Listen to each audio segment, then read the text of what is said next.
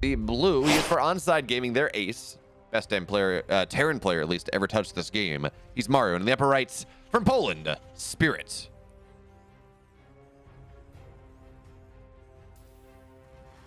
Yeah, when we talk about best players of all time, in my mind, or with a certain race, whatever, there are three questions. Okay, how did they perform with respect to their compatriots? How many epochs or how many eras did they dominate in? So, for example, Maru, he won an OSL.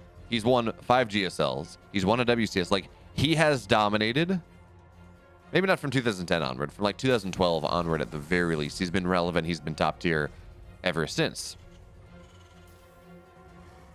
And then you say, okay, well, how hard did they dominate in their era? And then you say, okay, well, Cyril literally did not lose the tournament for like 2 years. You know, he has 2 world championships. Okay, well, you know, and he has pretty much been dominant through the entirety of Legacy of the Void. So you can make arguments. I forgot Beyond. I don't know how high I would put Beyond. He reached sizzling heights, but he's been around since pretty much as long as Maru has, and he had those sizzling heights, and then he won 1 tournament after coming back from military in the ASSROG, but not much more than that. Yes, he did win a WESG, but that's not a world championship. Macrocosm. I mean, I don't think anyone considers WESG a world championship. Macrocosm. It was a cool tournament.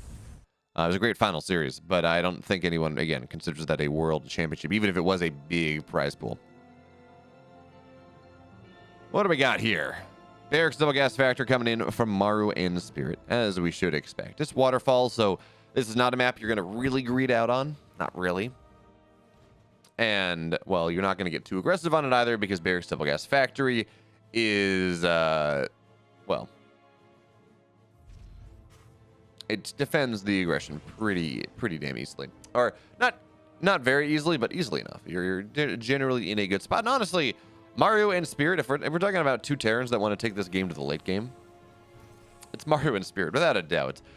We can meme all we want about Spirit being Cyril's late game practice partner, but it's true. He is the reason, one of the reasons at least, that Cyril, his late game ZVT is as powerful as it is. And I mean, Maru, we're all familiar with the homily of Maru. If Maru's behind, he's even. If he's even, he's ahead. And if he's ahead, well, good luck. Right? Maru is, and couple that with the fact that the man has not lost a TVT in a long time. I forget what the stat was. Last time I looked at it, I think it was going into Katowice. Of course, I can't give you the stat right now because the stat I have takes into account whatever happened today. So that would be spoilers. But I forget exactly what the stat was, but he was like he hadn't lost a he was like 54-0 or something, like 54-2 in maps. Like in 2021, something ludicrous like that. Bakana Proto, yeah, if you watched Steadfast's stream this morning, you certainly saw this live, but we got to point out what Maru is doing in this game. So there are 2 ways that you go out of Barracks Double Gas Factory. You get like 3 Reapers, 2 Hellions, you get into Cyclones quickly. You get a lot of defensive power that way, but you really don't do much on the map. Or you can do what Maru is doing, where you get 5 Reapers, 3 Hellions, and then you do something a little bit interesting. And actually, Maru is committing even further than that one. So he has a medevac here as well as getting an elevator into the main base, and Spirit is all in the natural. Naturally, he would be at the natural, but Maru looking to hit that salient point in the main base SCV's lineup. But again, it takes 4 Hellion shots, not 3 to kill them, so it's not quite as powerful as it might otherwise be, as Maru's just trading army for army, but 3 workers have already gone down. Plentiful Marines have already gone down as the Reapers try to dive on top, but the Hellions are their powerful defensive tools. And as 2 Reapers and 2 Reapers and 1 Hellion have gone down, they drop back into the natural. Good lock on, actually. It's on the medevac, so Maru was not going to have the staying power that he would like, but actually this Cyclone may go down. Yeah, Spirit's going to lose the Cyclone. That's not really what you want, and there's still a lot of SCV killing power here, so 8 SCVs will fall at the end of the day. A Cyclone dies, many Marines go down, multitudinous Marines go down, in fact, because that's a excellent word of the day.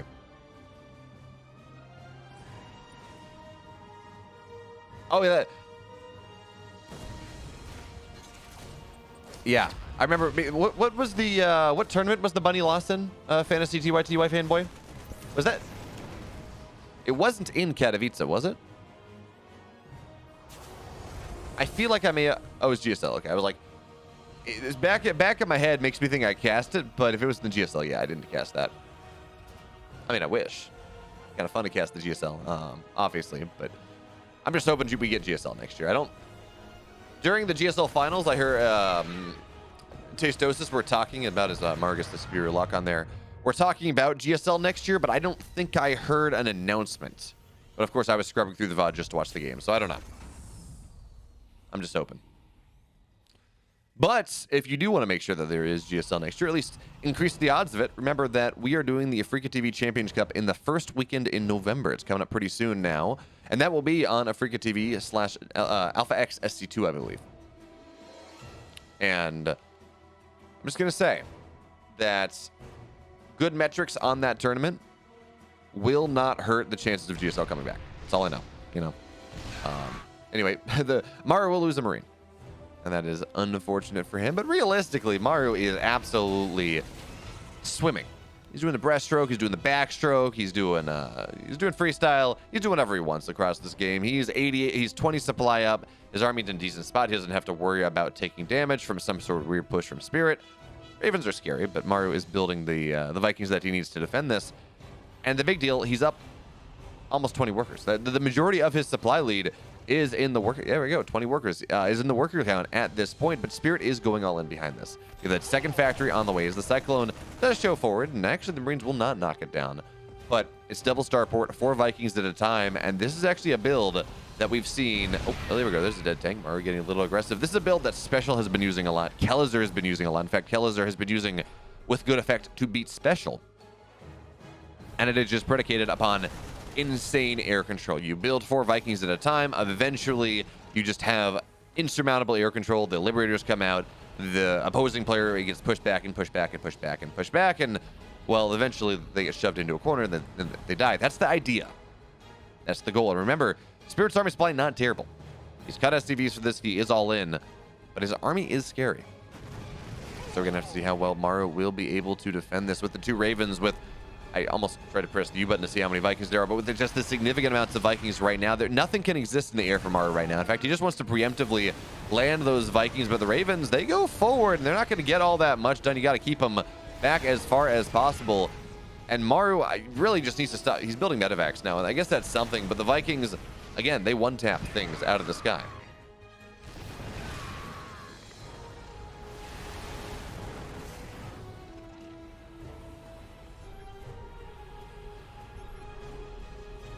I mean, Ghost and TVT, clearly they're to snipe the Marines down, Fantasy TYTY fanboy. That's the goal.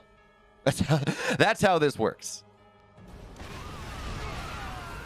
But anyway, tank line here for Maru is rather nice. And while he really can't build anything in the air, he's actually building Marauders.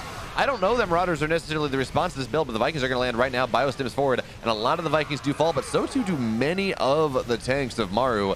And the auto turrets as well, causing problems. But Maru just picks up, goes away. That's going to be another dead tank. And it feels like Maru will lose this 3rd base. He's on 70 SCVs, though. Pulling SCVs here is really not the worst idea. Especially as now there only really are 3 tanks. So you just pull the SCVs. They buffer the shots. SCVs, it's a little bit of an awkward SCV pull there, Maru. But he just stems on top of things. And, you know, getting Marauders, this is kind of mech. It's just an interesting way to play mech. So the Marauders are able to soak the tank shots, kill them down. 14 workers have died, folks. But Maru is still at 15. And Spirit taps out just like that. Maru shows us the dominance in TVT that really we've come to expect.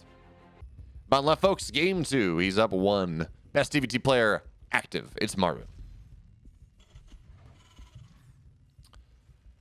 His opponent in the upper right, the 2 Stargate all-in did not work for Kaizi Gaming.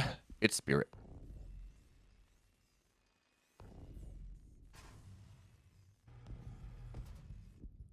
Something slouching out of Spiritus Mundi. Thank you. Tennyson? Is that Tennyson? I think that's Tennyson. Things fall apart. Synergy cannot hold. I forget what the poem's even called. But anyway. What's the story on Data Seed? It's a bigger map. If you are a betting man, if you're a betting man, if you're a greedy man, if you want to try to get away with, say, Reaper Expand, this is the map to try to do it on. But, well, neither Maru nor Spirits want to make that gamble. But again, both players are very much late. I I say this as Spirit took a lot of damage and all in after Maru hit him with some higher than standard pressure, some more significant than normal pressure. Why isn't 4GG competing anymore? Honestly, Miramata, he's not good enough. He came back from the military a couple years ago, and in all the time that he's come back from the military, we've seen him play in, I think briefly he came back to Brood War, if I'm not incorrect, and then because of course, he was an MSL champion in Brood War. But we never see him really even getting the money in EPT Cups, and he plays in almost every single EPT North America. And more than that, he was never in the money when top 8 got paid out. So yeah, and I think he's living in Korea right now too, which means that living in Korea can make top 8 in EPT North America. Yeah, he's not good enough. Now maybe he could get himself there if he ground really hard, but as Fantasy T by Fanboy says, he's a full-time streamer. He's living his best life, streaming to countless adoring fans, playing memes, doing dreams. As the Reaper of Mars is going to deny this factory for just a little bit of time, but even still, that's not something that should happen. Spirit does not pull the SCV away. And while yes, the factory was probably going to be not disabled, but delayed anyways, pulling the SCV back means you don't lose an SCV. And well, it's one SCV. What does it matter? It's DVT. It's a mirror. Single SCV leads, or smaller worker leads matter a little bit more than they might otherwise do. But now Maru getting a little active here. He's going to find another SCV, and quickly we're getting more damage. But as the Reapers and the Hellions arrive, there's just a little bit more damage. In fact, Maru will lose a Reaper. Thus ends the agency of Maru.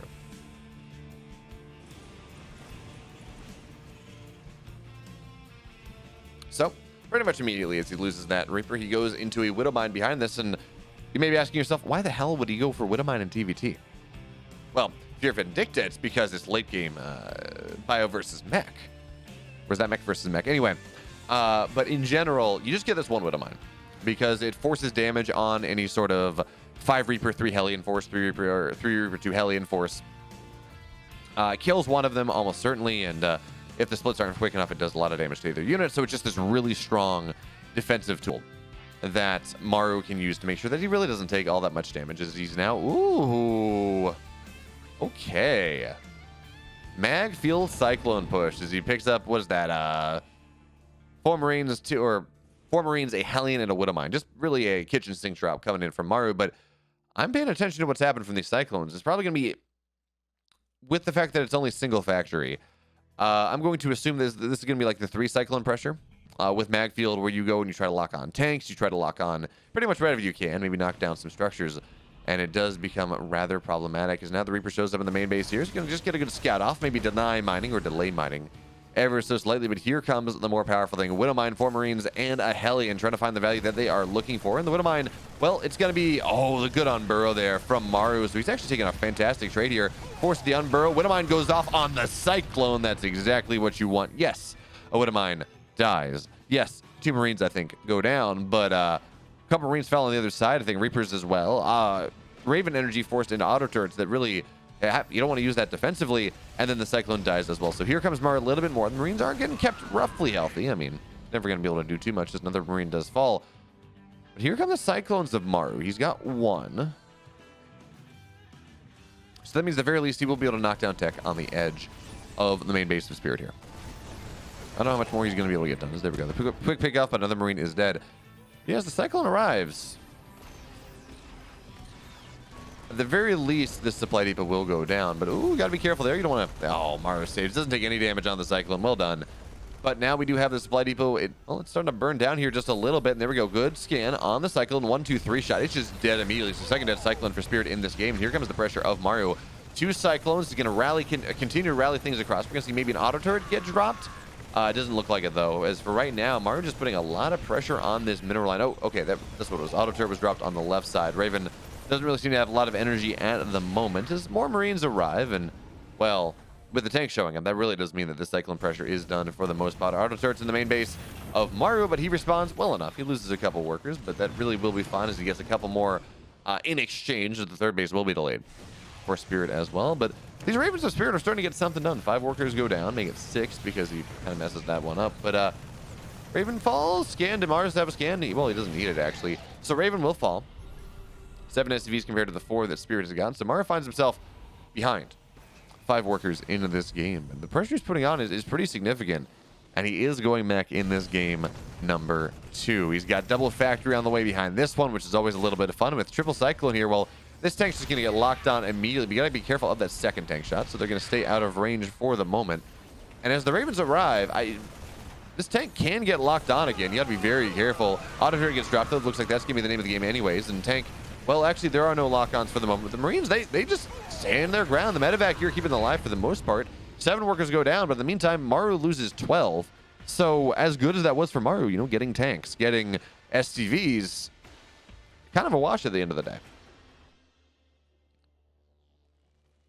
Big deal, though, is the fact that Maru did not have his third base delayed and Spirit did. So Maru's third base is on location now. Spirit's only just now turning into an orbital, and Spirit Stim, right, is only just done now, which is not the biggest of deals. Generally, you get Stim later on in TVT, but considering, well, the pressure that Maru's been able to put on, it means there's just not a lot of counter pressure right now, as 5 more SCVs will go down. The random 5 Marines actually doing a great job in a meching Terran game. So, I mean, again, these Marines, you just want to trade them out as effectively as you can because they don't really want them. You know, they're going to be useful eventually, but, or may want them eventually, but you know, they whatever. Great Cyclone, actually. Great Cyclone lock on there. And actually, this is going to be another dead Raven. So Maru loses 3 SCVs, but he gets a whole lot more 10 army supply out of the medevac, and the Raven goes down as well. And Maru's really just starting to trade more cost effectively. He's not really finding add-on damage with these Marines just yet, but that may change in a second as he looks for a drop in again. But with the tank in the mineral line unsieged, and the tank on the other side of the mineral line actually sieged, yeah, Maru can't get too much more done with this. Under the sea, weta is better, tater tutor. Water is fine.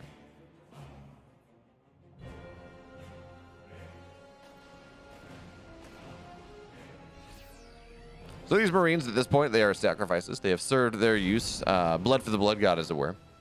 Because, well, at this point, Maru is fully mech. And Spirit, I don't know at what time he was aware of it, but he's certainly aware of it now as he scans out the main base, sees the additional factory, sees the lack of barracks, and, well, he's got Marauders on the way. At least I think I saw Marauders on the way. So, yeah. Oh, there. It gets me. WTL doesn't like to swap the upper and lower sides, so Maru is not on the north side of the map. But quad heli dropping the main base, and this actually does one-shot SCVs if you're not careful. So 2 workers will go down. They're a little bit clumped here, but the great hot pickup actually means that only 6 workers will go down for the start. And while the Hellions now, they're just lacking in number, but still 9 workers do fall. So Maru, you know, he took more economic damage than his opponent did in game number. Well, Spirit did more damage to Maru than Maru did to Spirit through the first 6-7 minutes of this game. But Maru really starting to find a lot of damage that you wouldn't expect him to. You know, no one is prepared for the 9-minute Hellion drop. Normally because it just doesn't make a lot of sense. Yes, the Uko emotes. I love that Uko has just committed literally every single one of his, or Yuko emotes. I love it. They just committed every single one of his emotes just to cats.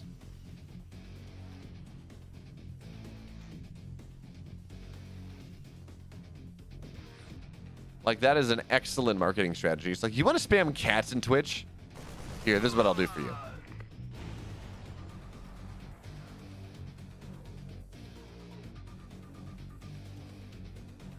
Am I not? I thought I...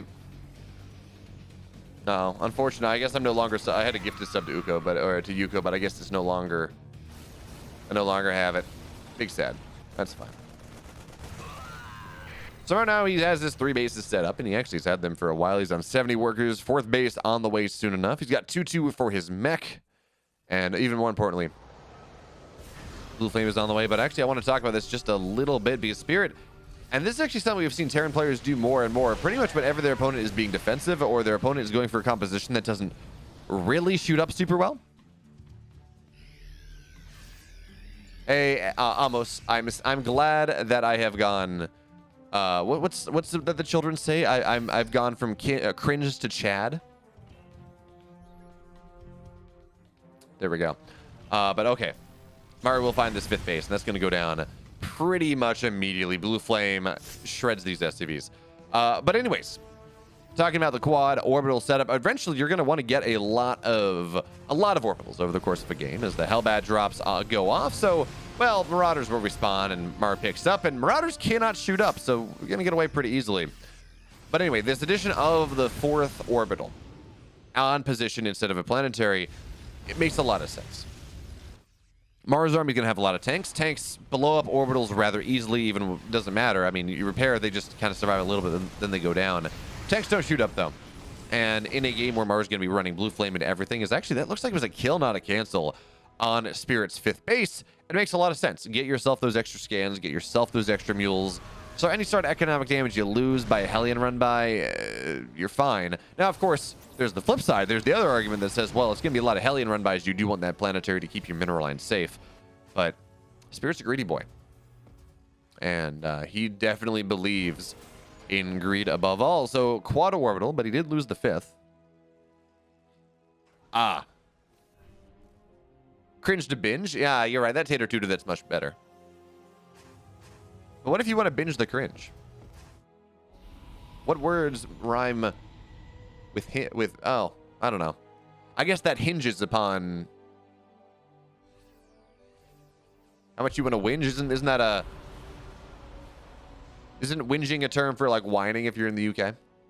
Anyway, Maru now has pressure on the map. He's got his 2-2. He's got a ton of Vikings, sitting at 15 of them, and really it's versus 2. So normally when you play bio versus mech, you want to go into Sky Terran pretty quickly. You want to take your economic lead that you technically have to be able to get yourself a base or 2 up, really move into Sky Terran, get those Sky Terran upgrades, and it becomes rather powerful. But Spirit's not doing that. He's actually going to run a Raven in, but there is just too much anti-air there. So nothing to shut down the tanks. Marauders run in. They lose all their armor, at least some of them do. And this pressure from Spirit is, well, it's not going to get much of anything done.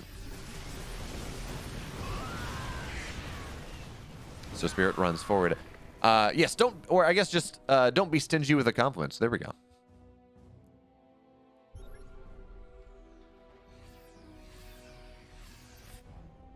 When we talk about Twitch content, we got to around Christmas time, we got to talk about how the cringe stole Christmas. But anyways, more Ravens will fall. 110 gets disabled, but again, this anti-armor missile means these beefy Marauders, their job is, of course, to stay alive, to dive on top of the tanks, but they can't do that anymore. And again, we will see another base go down. This time it was attempted planetary, and that will get canceled because, well, the base is dead. Now, the tanks are unsieged, and you got to be a little careful here.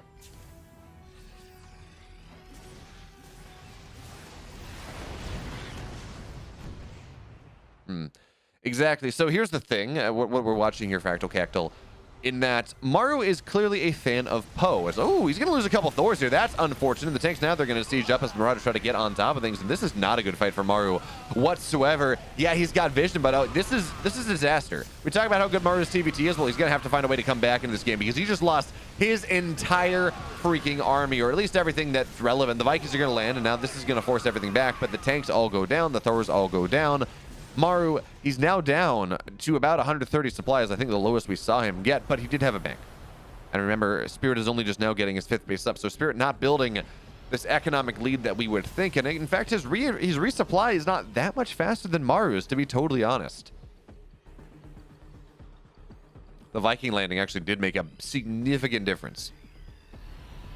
Yes, Maru is clearly a Poe fan. And when the Ravens say, you know, so quote the Raven, nevermore, that is exactly what Maru is telling Spirit. In fact, he's just telling no Ravens, don't get him again, because we botched the quote. 3 workers go down there from the 1 SCV, not bad. Twitch is telling me to remind you all to follow, by the way, so you should do that if you like what I do. Thank you, Twitch. Visible only to me, though, so maybe you didn't see that. I guess you didn't. New Twitch features, I guess. But Maru has been able to not remax necessarily, but at least get close enough to remaxing that he's not really in mortal fear anymore. He does have 2 Ravens to the 7 of Spirit. So Spirit finally getting into the Sky Terran idea, but Spirit keeps trying to take this base on location, and it's just not working out for him. The couple random Hellions knocking it all down. The random Thor 2 tank setup is also doing that. So, or at least when we saw that happen earlier. So Maru, he's done a great job of curtailing the economy of Spirit, but now Spirit is... Okay, Maru, what you got to do, drop the orbital next to that base. drop a planetary, and knock the base down that way. This is the only way.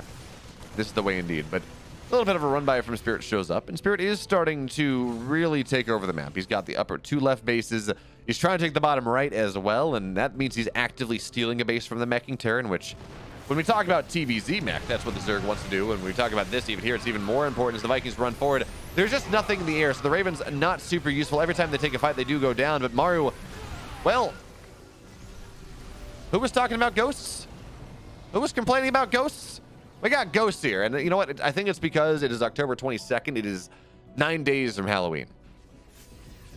And Maru's just working on his Halloween costume. But anyways, EMPs, they do blanket the Ravens at the end of the day. Tank's not sieged up just yet, but Maru is going to dominate this fight. This army will not get too much done, but the Vikings need to run forward, and actually this orbital may just go down here. This is 3-3 Marines. It's not a lot of them, and it looks like, well, actually reinforcements. No, SCV should be able to get pulled, and this should, yeah, there's the repair. So the orbital will be able to drop down. This is going to be a planetary eventually, but now here comes the pressure of Maru. He has such complete air dominance. But on the other side of the map, the Ravens, they're just going to find where the Vikings are not. 3 tanks are going to go down pretty quickly here, and that is the only defense that Maru, I said pretty quickly, actually rather slowly, but that is the only defense that Maru had on this left side. So that bio push is rather scary, but the Vikings can land on top of this whenever they want. Auto turret's actually going to be the solid defensive front, so a couple workers go down, but Maru doesn't really lose too much more than that one. 3 tanks are fine. And folks, all of a sudden, we're looking at this game where Spirit finds himself down like 30 or 40 supply, which I'm looking at the supply count, like the math doesn't seem to add up to me, but I'm sure it does. All the ghosts will go down here, but anti-armor missile drops as well. The bio is just starting to melt just a little bit. The tanks push forward. They did not all fall, or at least Thor's go push forward. We should see the tanks besiege. So again, Maru is going to be able to break the economy of Spirit. More importantly, though, this orbital will fall because the Viking count is there. More importantly, this unlocks the bottom right base, which Maru scans out, and he doesn't go for. I guess he realizes that maybe he can make something happen with this whenever he wants, maybe run a couple Hellions there, but he needs to take the fight in the middle of the map. Ravens do not have a ton of energy. And with the Thors, there we go. There's a single Hellbat that's going to shut down all the mining here. With the Thors and the Vikings existing, well, it's very hard for the Ravens to get what they want to get done. So the Vikings on the high ground. Bio tries to stem forward here. 1 tank will fall. But how much dies in exchange? Actually, not that much. Anti-armor missile does make the bio effectively mitigates their entire armor upgrade set. But even still, nothing really goes down. They're not in the range of the tanks just yet. But this pressure coming from Maru now onto Spirit's bases is starting to get very, very scary. Spirit looks good for a while, but he was not able to trade cost effectively enough, and he was not able to build his economy quickly enough. So briefly, he stole the bottom right base from Maru, but well, right now he's just denying that base, and I don't know where the Hellbat went. I am keeping an eye on that bottom right base. I needed to turn into a planetary, but I think that's an orbital floating above it, so that's not going to happen. Or I'm keeping an eye on it as much as I can, because of course, folks, we're watching this from a VOD. We're casting this from a VOD, which means I can't go and control anything. But tomorrow we'll leave a couple tanks behind.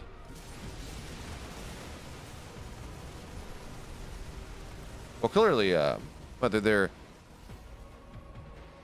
I'm trying to make a song reference, but I'm failing miserably. It's fine. Another orbital will go down pretty much immediately. 3-3 mech is just a monster. The damage that even 3 tanks put out is actually insane. As the ghosts run forward, they're actually going to get shut down, but it does not matter because the EMPs hit all but 2 of the Ravens, and that was Spirit's solution to this army that Maru has been able to build. Not really what he wants. An anti-armor missile hits about half the bio as well. So we will have a couple Ravens die from the backside. A bunch of tanks actually will get shut down here. So despite the great EMP usage, it looks like Spirit may be able to crush through this fight. The disable's going to be done pretty soon, but it is absolutely going to be enough here. Spirit crushes forward onto the high ground. Pretty much everything goes down. And the only saving grace is the fact that medevacs, well, they're a little bit fast, and the bio of Spirit doesn't really seem to be able to catch up too much, but even still, a lot of stuff going down. Tanks back as well, but they're going to take some massive shots. Even still, this bio is looking to continue its pressure, looking to continue its momentum onto the other side of the map, where Maru will drop a Thor and lose it immediately, but the Vikings, they land as well. Those transformation servos. He's sniping him. He's doing it. That's Marauders, though, unfortunately. I'm sorry, Yo-Yo. He's not sniping the Marines. He's only sniping the Marauders, but even still. Steady targeting. We do have to point this out, though. Maru has decided to just drop a planetary on the external of those four bases that you can get in the bottom right triangle. Spirit is still technically able to mine from the bottom right base. He's not mining from it, but if he drops mules, he could steal money. Honestly, I kind of like dropping mules on that base. It's money from a base that Maru is eventually going to have. You got to assume. Planetary is going to show up, but there's absolutely nothing to repair this. So I was unprepared for how aggressive that death sound was. That's the sorry. Yes. We have battle cruisers on the way for Maru, the ultimate mech or the ultimate late game TVT army. You get a bunch of battle cruisers. They yoink around the map. They eat themselves around the map. I gotta use the proper zoomerism. And well, they're just so hard to respond to. They can be at two places at once. But the bio here, one tank is going to be here, but the other two will be disabled, so it does go down. But well, Marines actually don't fight battle cruisers all that well because, well, guess what? Battle cruisers have stupid armor, and Marines, well, they do a lot of damage, but that's because they fire very quickly. It's not because they, well, kill things. It's not because they do lots of individual single target damage. The bio will find this base on the bottom right side. Battle cruisers, though, again, we're just seeing them not go down very quickly. And on top of that, the Ravens are here, so the Marines are dying very quickly indeed, although we could do with +3 air attack. We will have that one soon enough. Hey, Sortep 1977, thank you so much for the follow.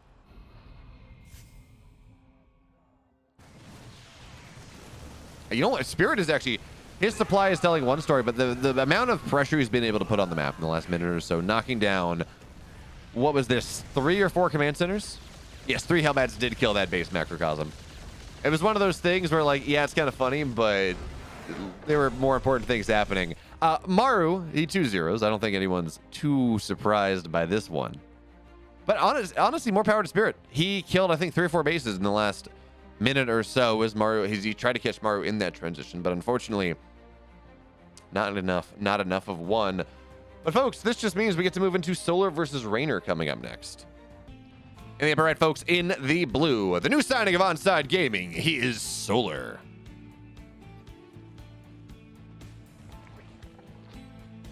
In the bottom left, also in the red for Kaizi Gaming, their super ace, one of the best players in the world, he is Reynor. And he is playing Zerg, so we're not going to see the return of the Reynor PVZ against Solar, who, by the way, again, remember, 2-0-4-0 in lifetime PVZ against Solar at this point. We got to talk about this game pretty quickly because Solar went for a quick pool. 12 pool on the way on Tropical Sacrifice, but Reynor going for a 15 pool, going defensively here, thinking that Solar might be up to the type of shenanigans that he is absolutely up to here in this game number 1. But Solar, is this going to be for a proxy spine? There are a couple different things you can do with this. You obviously, of course, kind of like proxy hatch, but that's not really a thing in ZVZ necessarily. But if you send that one drone early, it means you avoid the Overlord Scout, which means you generally can start to get a spine started. In fact, actually, there is a proxy hatch into cancel into spine rush. That is very cool. I think that's what he's going to do right here. But okay, there we go. Reynor doesn't see it, and the hatch is on the way. And yeah, there we go. There's the cancel into the spine. He just wants to buy time for the creep. So Solar, of course, the spine spawns with about 75% HP, which is a bit annoying. It's not quite as powerful as if you dropped it on creep, but it makes up for it in the fact that it is not visible. So Reynor sees the lings across the map. He's aware that this is a 12 pool, and he does have his own lings on the way. Queen as well. The spine is what makes the difference here. And Reynor, did he see it? I'm not actually totally sure. I think he got close, but not enough, not just yet. Now he definitely sees it. So how does he look to respond? Drones are going to get pulled here pretty much immediately. Got to let more lings pop up, but the spine is done, and it's going to start to shell away at this hatchery. And because this is a 12 pool, of course, on Tropical Sacrifice, but the rush distance as it is, this is going to be a lot of damage. In fact, this may be a cancel on the hatchery, but the spine is in orange, and nothing much from Reynor has died just yet. Hatch does complete, which means it's got 1 armor. It means it's not going to be nearly as it's going to take as much damage as it did previously. But now the Queen goes on the low ground. and Reynor just kiting backwards, buying time. The Spine, well, he's got to take the fight right now because now the Spine is on creep. It's not going to bleed out as much anymore. Queen runs forward. Spine is going to fall eventually due to the drones and the Queen, but the Lings are still here. 6 workers have gone down, but Reynor, he's going to be able to clean up the rest of these Lings. I think the Queen is not taking too much damage. Drone Bull is nice, but still 2 more workers fall. Reynor now down 4 workers, but he keeps the base alive. And yes, we do have, again, Solar's up a couple workers. But he committed a Spine to that.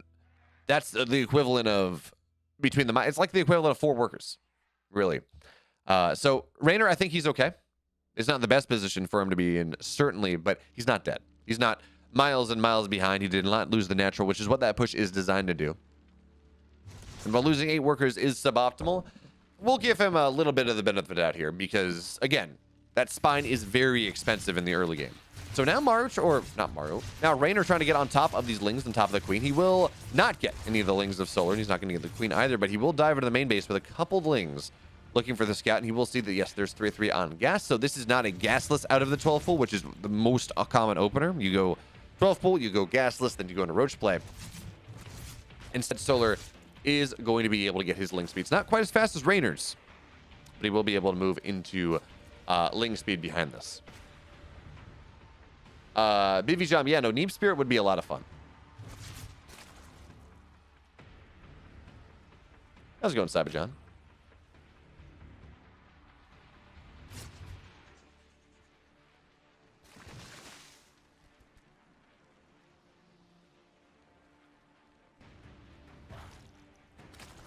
So where does Reynor go from here? Actually, interestingly enough, I said this was going to be, you know, not gasless. We got the extractor go down pretty quickly, but no speed. This will just be for Roach play after all. I guess that's fair, actually. I guess the extractor was technically gasless. It was like a 30 supply extractor or something like that. So delayed enough. Cyberjohn is apparently meh. I don't even know what's happening in my chat, folks. Ignore them. Okay. Lair on the way, +1 on the way. So it looks like Solar's going to try to turn this into like a +1 speed roach timing, something like that as we do move into the mid game. But Reynor, he's got a Baneling Nest. I think he had the similar read that I did, and that this was just going to go into Ling speed behind this. He could go for a Baneling bust, but honestly, Baneling busts are pretty terrible in this day and age. So I don't think so.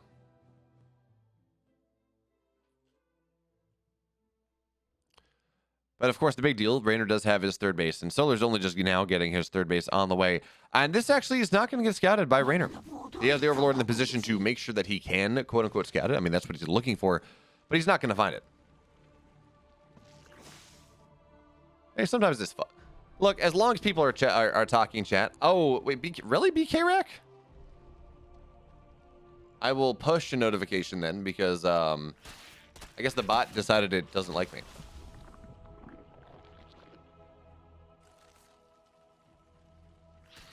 With there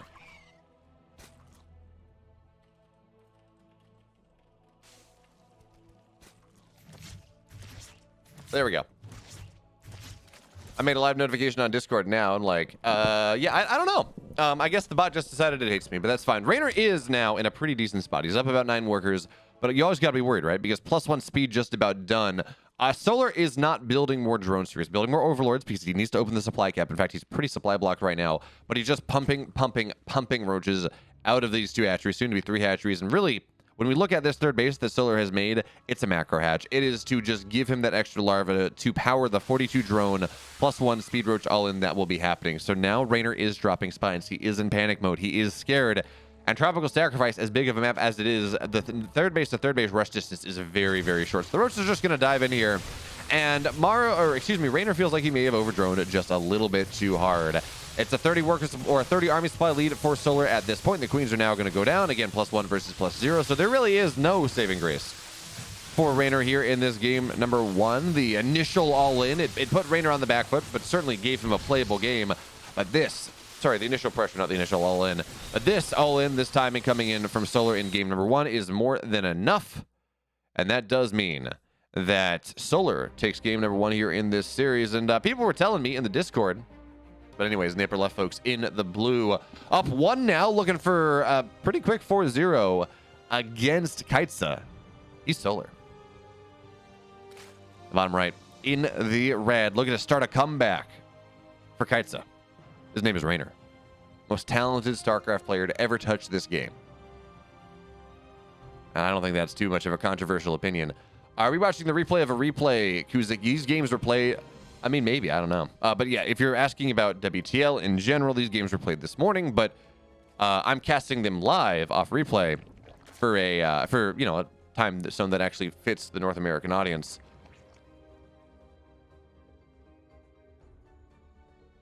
Although I got to say I'm a little sad. Only the smallest bit sad because, well, I'm doing EPT Korea tonight, of course. It doesn't make me too sad, but what makes me sad is the fact that I'm doing EPT Korea tonight and TI is on, you know.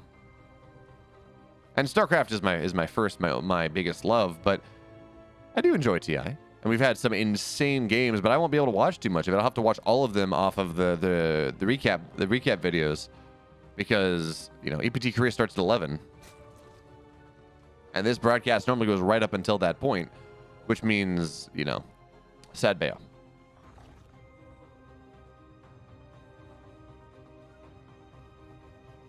Anyways, it's not going to be a 12 pool, not going to be a spine rush.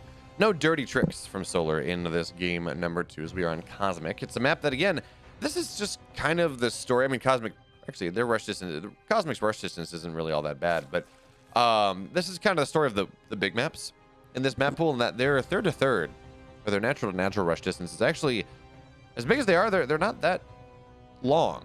They're all very much in that. I don't think any map has a rush distance above 40 seconds. Which, granted, 40 seconds is long, but normally you do have at least one map that's in that like 38 to 42 second rush distance range. And I don't think any of them are above 39 in the current pool. Which reminds me, you all seen the maps that are going to be that they put in that made it through into the TLMC? There is one map in particular. It's on the macro map side that has 5 layers, and I think it looks. First of all, again, the map makers have done an incredible job with making the maps look pretty. The perspective maps look pretty, but there's one map that has 5 layers that I think looks like it's going to be a really fun map.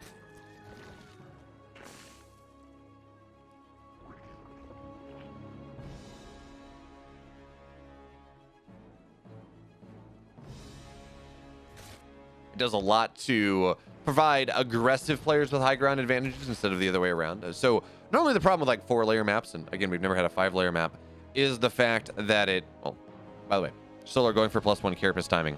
Just gotta point that out. As these banelings will get canceled, is the fact that the more levels in a map, the more defensive the map gets, because you just have more high ground chokes, it becomes a problem. But Reynor has, ooh, okay, definitely murder on the mind here, morphing in 6 Banes. He wants to put on a lot of Ling Bane pressure. And this actually may just kneecap Solar just a little bit. He's prepping for the next stage. He's got a couple Overlords on the way. He's got all this stuff, but none of it's ready just yet. So the Banelings, they're looking to really force this army away, and one Baneling will fall, but the Lings, for the most part, they stay alive from Solar. If you go to TL.net, Waterstone, there's an article about them all. Or if you want to try if you want to play them in game, if you search TLMC in the custom map editor, you'll be able, or the custom map search, you'll be able to find them. Okay, Lings find this third base. Roaches and Queens are here, but the Banelings, well, they're just zoning for the most part.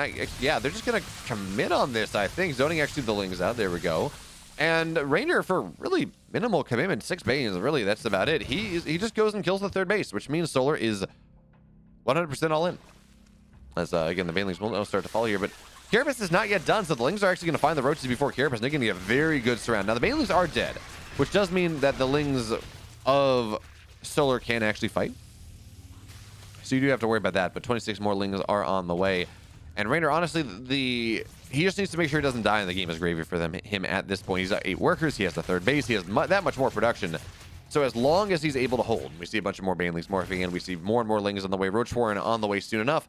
As long as he's able to hold, he really should be in a fantastic spot here in this game number 2.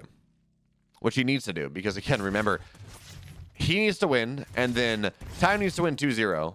and then whoever the ace player is has to go win as well. Which is not the easiest thing to do. Certainly not when you're staring down at the barrel of Maru as the ace player, which also, I don't know if Reynor is available today. Again, I don't know if this game is from replay or not, but if it is from replay, it's like kind of looked like it was. I don't know if Reynor is available for ace today. But I would not complain about a Reynor versus Maru ace match if we're able to get there, which again, no guarantees. It seems like Solar's just bailing out of this. He rebuilt his third base. He's building drones now, realizing that he took too much damage from the pressure of Reynor, and he will not be able to be effective with the carapace timing that he was looking to hit. So Reynor has been building a lot of army, right? He was not taking this lightly. What this also means is that Reynor with his +1 attack, which again is better than the carapace build, and also the Lings, they get 2-shot again. He has himself a 20-30 army supply lead.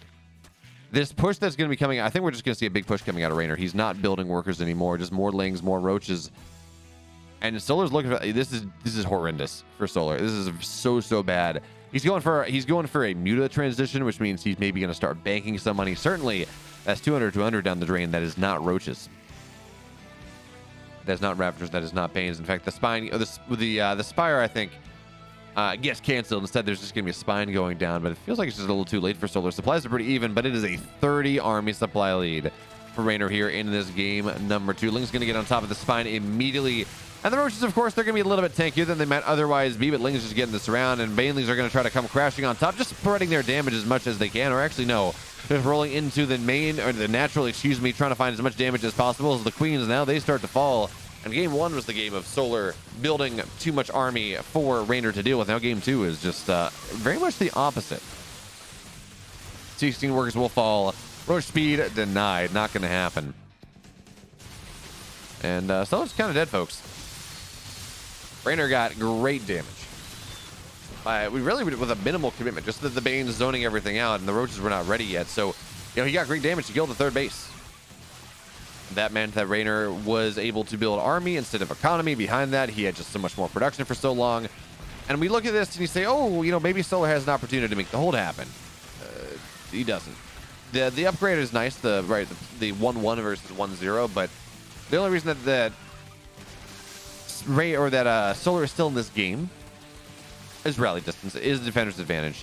But as soon as Reynor is able to bring his army together, and by the way, Reynor does not have roach speed. So it does take those roaches a little bit longer to flood off on the other side of the map. As soon as Reynor brings his army together, this army of Solar is it's going to melt. It is not going to have enough. And there we go. Reynor seems to think he has enough here, so he's going to dive on top of these roaches. We are seeing a carapace help. He's not one-tapping the roaches as much as he would like, but as the drones are pulled, again, they will continue to fall. And the Queen's now dead. Reynor starts the comeback, but it's now on Time's shoulders. Now, time for Time to show us that ace level play that he was the savior of Kaizi in the Gold Team League. Yeah, I mean, in the upper left, in the blue. For Onsyde, he just needs one map. Just needs one. It's Neeb. In the upper right, in the red. He needs 2 here. Forces to an ace match when someone, maybe it's Time, maybe it's Reynor, maybe it's Spirit, has to beat the final boss. That is Maru, but before we talk about that, we do need to get through these games, and Time does need to win both.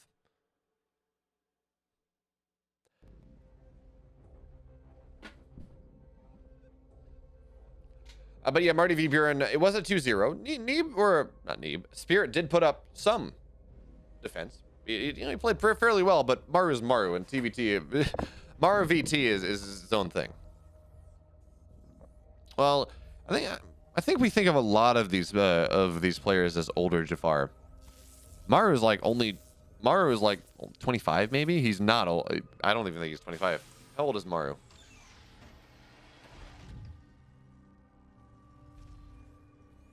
Like Maru, right, has been since the very beginning. He won WCS Korea Season 1 that was an OSL, and he's 25. I was right. July 28th, 97.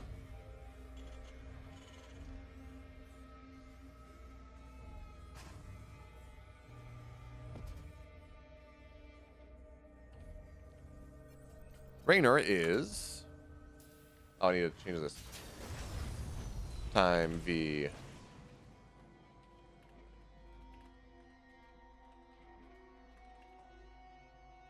Neeb versus time. Reynor. Oh man. By the way, folks, if you want something fun, look up Reynor's Team Liquid page, because his picture that they have in there is from when he was on Gamers Origin back in 2019, 2020, probably 2019. Anyway, Reaper on the high ground here. Actually starting to get a couple probes. Nice job from time to start. Just a probe, but honestly, when you go in a depth opener like this, that you don't really expect to lose any. So good job there, time. But yes, Reynor is 20, July 1st, 2002.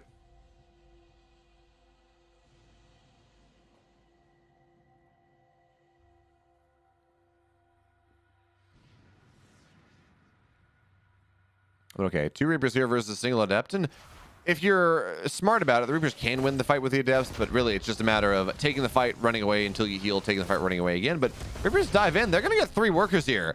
And that is wonderful news here for time. He's already killed 4 workers, and Hellion's going to try to dive in and finish the job that the Reapers started. At the very least, get a scout off, and there we'll see. Okay. There is a Phoenix on the way, as this map was not made with... Oh, wait. He almost got the shot. One more. Oh, only 1 worker dies. We weren't made with Game Heart. Unfortunate. But 8 probes have died. 8 probes have died.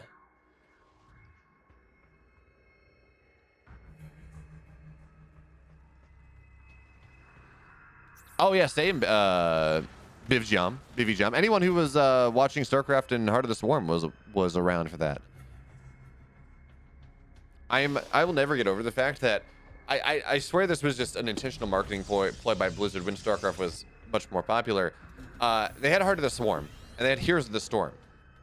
And I think I'm arguing that this was an intentionally confusing acronyms to get people, when they would search HOTS, to get Heroes of the Storm instead, to like get a little bit of subversive marketing going. Now I don't know, but time, he's got more pressure on the map here, taking advantage of the damage that he got. He got 8 workers early, which is just insane. Far more than you should ever got. This is gonna be dead Phoenix. Yeah, Phoenix doesn't get the lift, and the Cyclone does eventually run out of lock-on, but actually, wait, never mind. This is not going to work out for time whatsoever. Well, maybe. Actually, the Phoenix are rather low. Cyclone gets lifted. Second Cyclone not going to get lifted just yet. There it goes. Marine just targeting the Phoenix down, and I thought this wasn't going to work out for time, and yes, he does lose one of the Cyclones, just breaking the lock-on. Does he even lose the Cyclone? He should, but he's not. Okay. He loses the Cyclone, but he gets pretty much every other thing that he wants. Now the Cyclone just playing on the edge of things. Just needs to stay outside of Stalker range. The Liberator is now going to siege up this. We're getting a true big game push here coming in from time in game number 1, and Neeb is just barely not having enough to hold it. Now the Cyclone will fall, but there's another one on the way. More Phoenix on the way, Immortals as well, and well, the Phoenix, it's going to start to shell away, of course, at this Liberator, and Shield Battery Overcharge has been popped to keep things alive, which means the Liberator does have to run away, at least force the siege up to happen outside of Shield Battery Overcharge range, and there we go. The Phoenix now is getting very low, and it will stay alive, just barely, because, hey, Shield Battery Overcharge is a powerful, powerful thing, but this is going to be a dead pylon here, folks, and I don't think this Immortal gets out. Oh, no, it does not. Not at all. The Phoenix, now they join the fray, but another one will fall. Vikings arriving as well, and they're just going to land because, well, Vikings, they kill probes with tremendous alacrity, so more and more and more probes are starting to fall. Time equalizing the worker count is really a massive, massive deal. Hey, Lasmu, thank you so much for the follow. And this push from time, Neeb, every time he sallies forth, is getting so close. Getting so close to making the hold happen, but not enough. But now with the Immortal here and the Stalker, that by itself seems to be enough to force time back for the moment. But time and Neeb have the same worker count.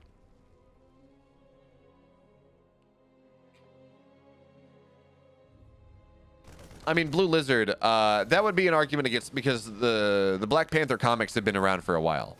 That would be an argument about, like, Stan Lee, not about the Disney Marvel series, necessarily. Oh, they're talking about that, which was really cool. I didn't get to go to the talk because I had class, unfortunately.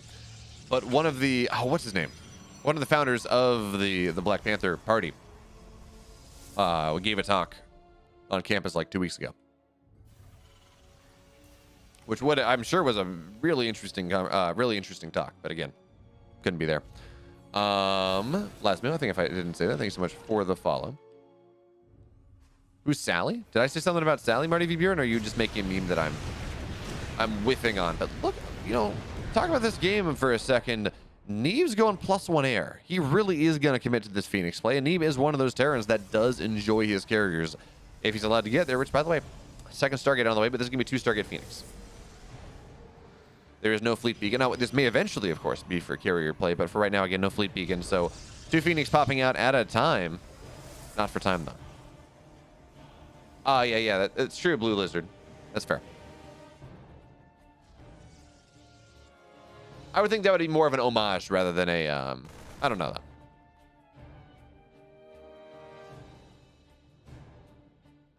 Yeah. Okay.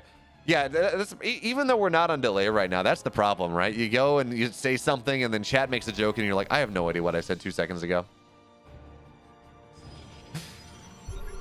Anyway, push coming on in from time once again. He does have 4 tanks, which are powerful, but the Phoenix count is going to hit a point where the tanks just get lifted. One tank will go down immediately. The tanks in the front line, at least one of them does get lifted, but Marines do a great job of targeting the Phoenix down. Even still, the Phoenix don't have +1 just yet, but shield battery overcharge doing a great job. That being said, the Colossus are away from shield batteries now, so they don't fight quite as well, but even still, all the tanks are going to go down. Last one is going to get lifted. Actually, do we have enough lifts? We do. So the Marines, they started the Colossus.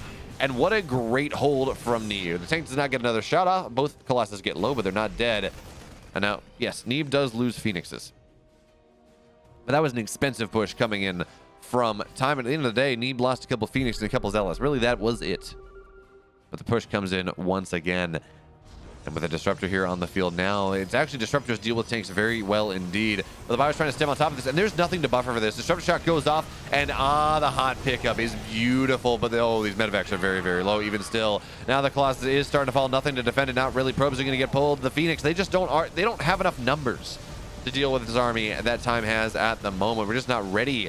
Not yet from the push that Time has. He's got his 4th base on the way anyways, as he's looking like he is primed to break down the 3rd base of the Protoss player at this point. If not this point, then very soon. And now, yes, the Phoenix, they're mostly out of energy. Shield battery goes down. Viking lands. Probes are going to get pulled. Colossus trying to make it last-ditch hold, last-ditch effort. And, again, we are seeing some of the Marines fall, but as the tank gets lifted, that's fine. The Colossus will fall. There's nothing to keep it alive. And the Stalker that warps in, is only warping into its doom. Time continues the comeback train. And now he only needs 1 more to send us to an ace match. But we still need 1 more map. And the bottom left, folks, in the blue, he's up 1, looking to send us to that ace. For Kaizi, he is Time.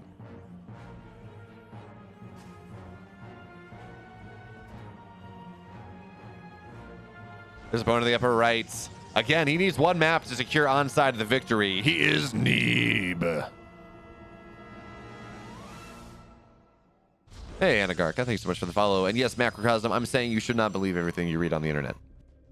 Or watch in a movie theater, especially when the movie opens with some things in this movie totally happened.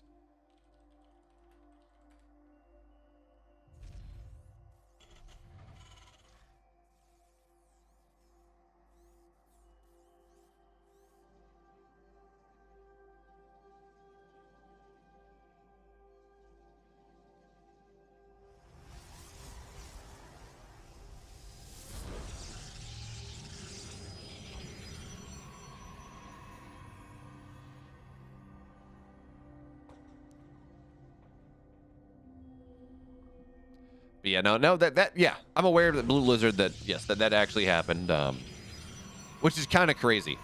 I mean, we know like Henry Ford was noted Nazi sympathizer, and these things that aren't really taught in history class all that much.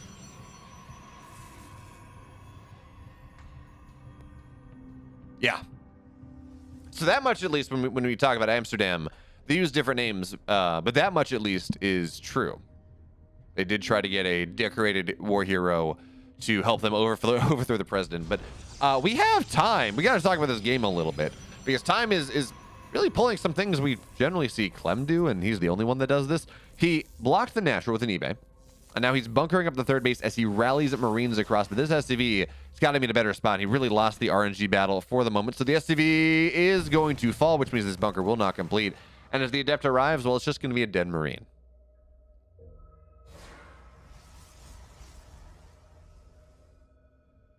Yeah, Eric Herman, we're talking about the movie Amsterdam and what part of it was accurate or not. Which it was an interesting movie. Again, I'm not sure I would watch it. I would maybe, if I'm gonna watch it, I would watch it when it's streaming. But it's like a surrealist take on some historical fiction. Anyways, Adept's gonna show up on the other side, and this should delay the command center a little bit. It's only one Marine, and honestly, Adepts fight Marines very well indeed. But he's gonna be a little bit awkward in this fight for the moment. Misclicks and well, targets an SCV down, but with the two SCVs here, Neeb bungled that one pretty hard. At the very least, both Marines should have gone down. But instead, he doesn't get either. He doesn't really delay the command center all that much, does not delay the bunker all that much, and, well, at the very least, he didn't really take too much damage on his third base. The bunker didn't get up, but on the flip side, he had to take his natural as his third. So that is unfortunate, to say the least.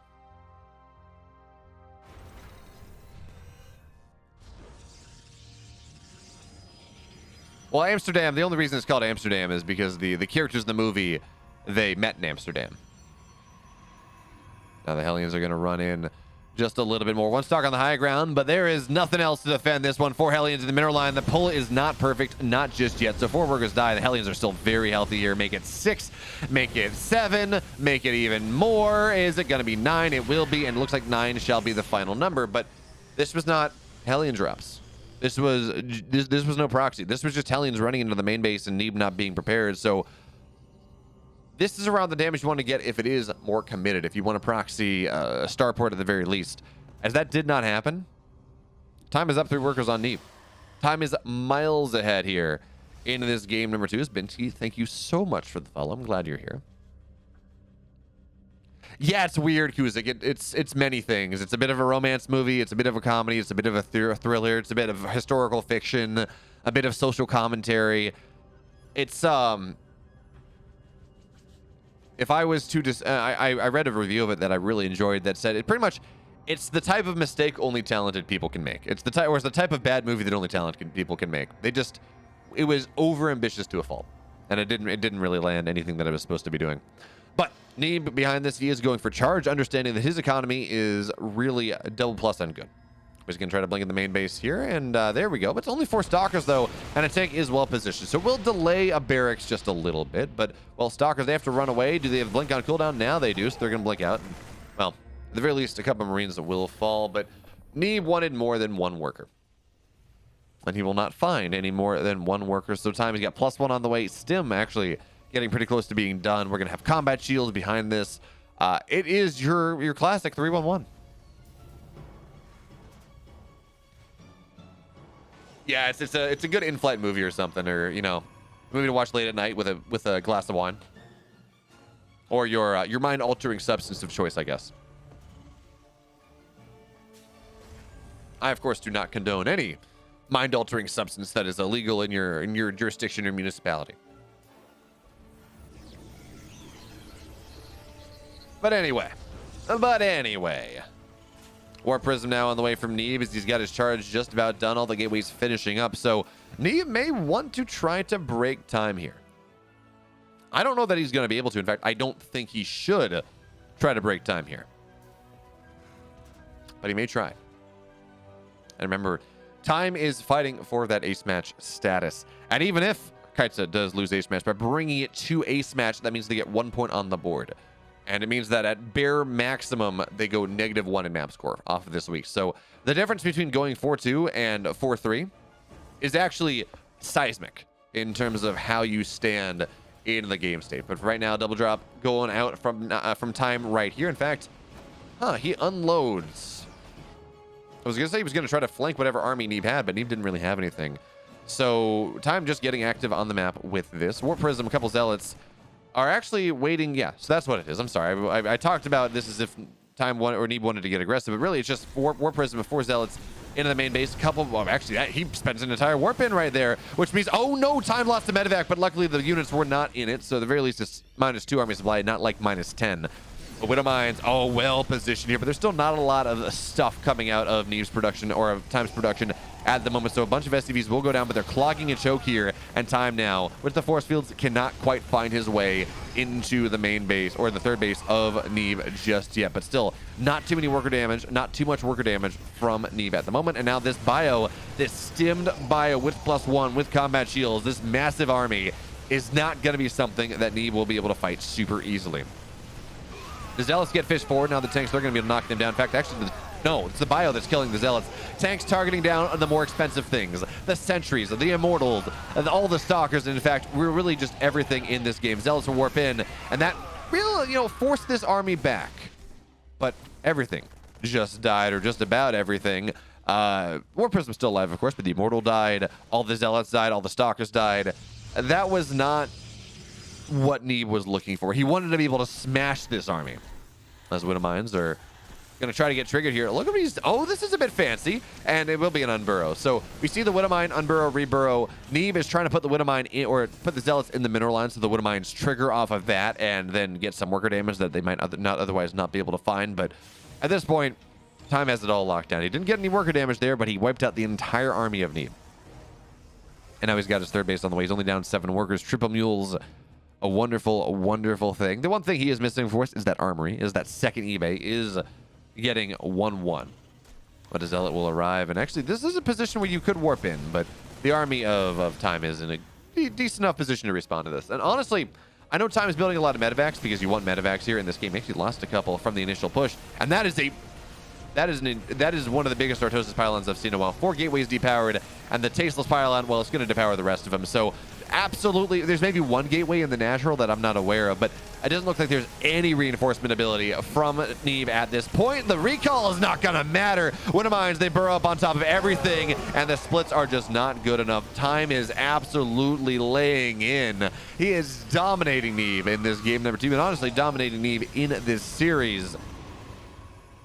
Neeb loses a base. He's on 2 bases. He has absolutely no production. The saving grace is Neeb hasn't lost that many workers, to be totally frank, but Zealots go down, pylons go down, bases go down.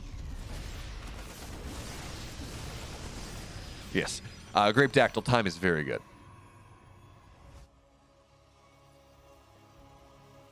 I think we also got to remember, so first of all, we're playing from North America to China. This game was played, I don't know what time, I think Neeb's on the East Coast, so I think this game was played at a roughly reasonable time for Neeb. Actually, no, this game might have been played off replay, actually. I'm not sure. Anyway, Neeb is, of course, back at school. Or Neeb is at school, so he doesn't have quite as much time to practice and be, the absolute GOAT that we know he was. It's showing the heights that he showed us in DreamHack Valencia. I mean, he still looked very good enough to win North America, but honestly, it was a kind of a weak field in DreamHack Atlanta Regionals. Scarlet was very much off form, so it really was only Estrella. And it may be Trigger, a Trigger who, by the way, beat Neeb, but then lost to Estrella because, again, he doesn't quite have the mental just yet. As a lot of Zealots will again go down, and Chime stems on top of it. 2 Immortals fall. And, well, the Widow Mines, not a lot of them just yet, but the Zealots are dead, and so too is Neeb. 2-0, Time makes the comeback happen. Reynor gets that second map against Solar, and folks, in the bottom right, in the blue, he is the ace for Onsyde Gaming, looking to secure first place in WTL Week 4. He is Maru. And in the upper left, in the red, a surprising ace from Kaizi, Time.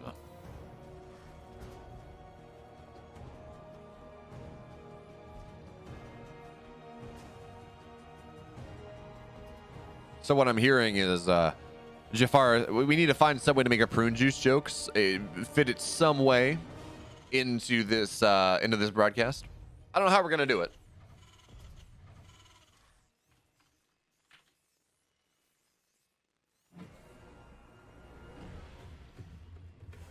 Oh no, back in a proto. Are you telling me that this game is fantastic?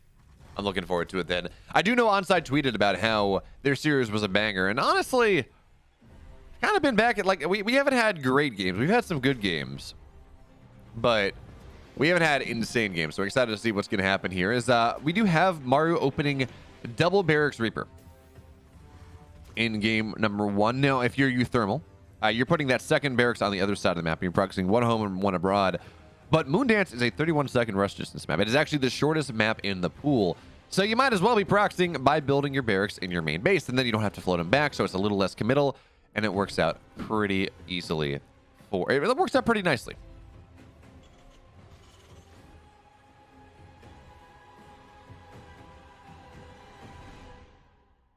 Yeah, no, Jafar, I feel the same way about ZVZ, where its highs are some of the best games ever, and its lows are some of the worst games ever. Yeah, Lithanos.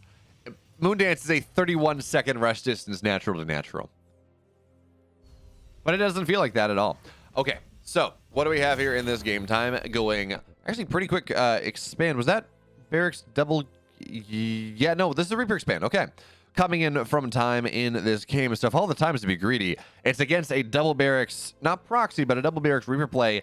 And, well, Maru is proxying his factory as well. So this is about to get pretty nutty here, folks. I'm looking forward to it, as the SCV will not go down. That does mean the supply depot will complete. That's good news if you are a time fan. And actually, with 2 Reapers to 1, this is a bit of a problem. But second Reaper arrives for Maru, and this was the only time in this game where time was going to have a Reaper advantage. In fact, he's not building anything out of his barracks right now. Looks like there's maybe a tech lab on it, and he's building a Hellion. Single Hellion, that's nice, but there's a proxy. This is... Maru is in the ace match. You know he is probably... If this game goes 20 minutes, he wins 99.9 games out of 100. He wins almost every single game. You know that's the estimate. And instead of doing something sane and standard in the ace match, again, with first place on the line... Maru says, that's fine. I'm going to go 2-1-1, but I'm going to proxy the 1 and the 1. And time has no idea. He knows that there are maybe some extra Reapers, but he has no idea about the proxy here whatsoever. Great KDA charge, actually. But this is 5 Reapers versus a single Hellion. This is not what you want. Cyclone is on the way, but it's not ready just yet. We're starting to hit the point, the Reaper count, where even the Cyclone is not the defense that you really want. So a couple of SCVs will fall. Cyclone gets a lock on, and that's a wasted lock on, but should be up by the time that the next round arrives. What is Maru going for here? He's got a tank. He's got medevacs on the way. What the hell is this, Maru? I love it. I'm prepared to be impressed. This natural is going to be forced to lift. Now, luckily, there's like 0 anti-air, but this will, again, be forced to lift. And Maru with a hot pick up there on the Cyclone lock-on. He's just too damn good. So, Reapers show up on the high ground. There's going to be scan as well as the, well, Cyclone has to stay outside of range of everything, but the Reapers just get dropped on top of the Cyclone. Okay, the tank stays alive, and Reapers are on the high ground now. Banshee in the sky is actually going to be the saving grace, or at least attempt to be the saving grace of, well, of time in this game, but it goes down at the cost of the tank. And here come Marines, here come Reapers. SCVs pulled off the line. And I don't really know what time is supposed to do about this. What is this build, Maru? But, you know, it's a good build, apparently. This tank, though, is going to get mass repaired. So it looks like it will stay alive for the most part. KDA charge is not going to be enough to knock enough SCVs off the repair that then, of course, keeps that alive. But it's going to be a tech collab going down, so the Banshee popping out is going to be the last Banshee in this game. And, of course, the medevac does have air superiority. So, well... Maru can see where the tank is, and there he goes, getting a lock-on on the unsieged tank as it runs backwards, kites backwards, tries to do what he can, but actually this means the lock-on not available for the Banshees just yet. The Reapers run in, trying to get as many SCVs as possible. KDA charge all over everything. Cyclone, second Cyclone gets the lock-on, and now the tank is dead, and now, well, time truly is dead here. Maru digs deep into the bag of tricks, into that box of popcorn, and it will be more than enough. Time goes down. And Onsyde Gaming, they take their first place. It's only 2 points, it's not 3. And Kaizi does get 1 point for their troubles, but still, Onsyde Gaming 4-0 now. Couple